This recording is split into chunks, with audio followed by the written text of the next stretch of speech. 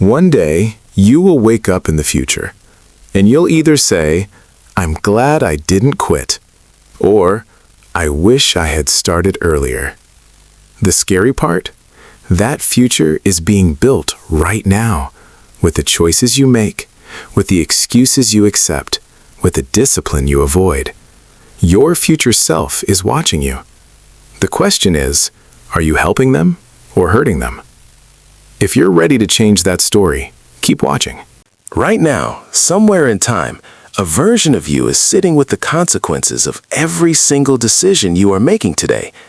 That version of you has no power to come back and warn you, no ability to grab your hand and redirect you.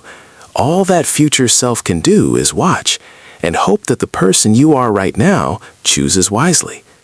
The question that science is now asking and that you need to sit with is this: do you even recognize that person as yourself?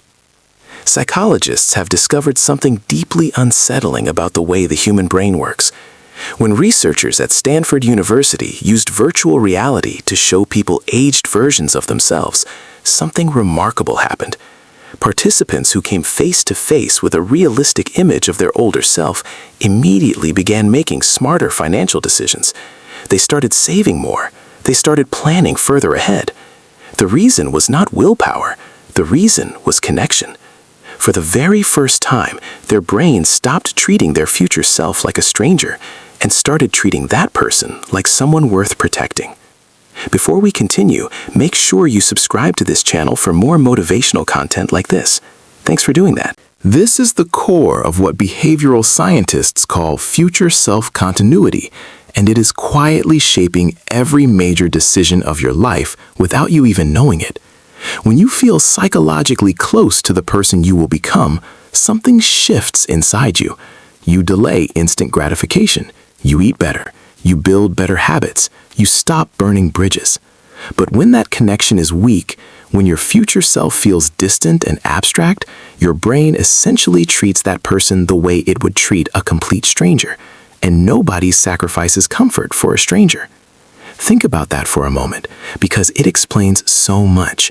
It explains why people spend everything they earn and save nothing. It explains why someone can know that a habit is destroying their health and still refuse to stop. It explains why people make promises to themselves on a Sunday night that they have completely forgotten by Tuesday morning. The research out of UCLA is staggering. People with a weak sense of future self-continuity are far more likely to choose smaller rewards right now over significantly larger rewards later. They are, in the most literal psychological sense, robbing their own future. But here is where the story becomes something more than a warning. It becomes a tool. Studies have shown that something as simple as writing a detailed letter to your future self can fundamentally rewire how your brain approaches long-term decisions. When researchers had participants write in vivid detail about who they would be in 10 years, those participants exercised more frequently in the weeks that followed. They were more honest in negotiations. They became more patient.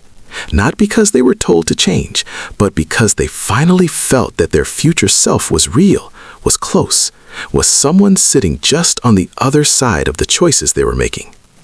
The philosopher Derek Parfit spent decades arguing that personal identity across time is not as solid as we assume. He was not trying to confuse anyone. He was trying to wake people up to the way time distorts self-perception.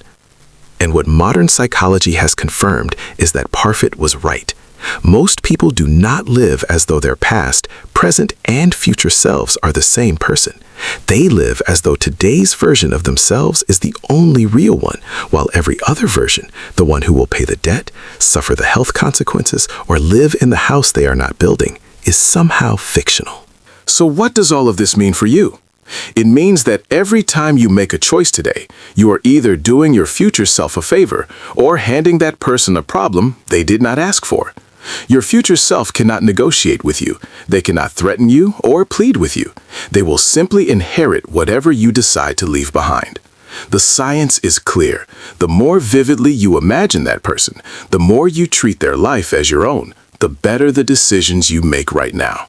Your future self is not a dream. They are not a stranger. They are you, waiting at the end of every choice you make today, watching in real time, and hoping you finally start to act like it. Thanks for watching.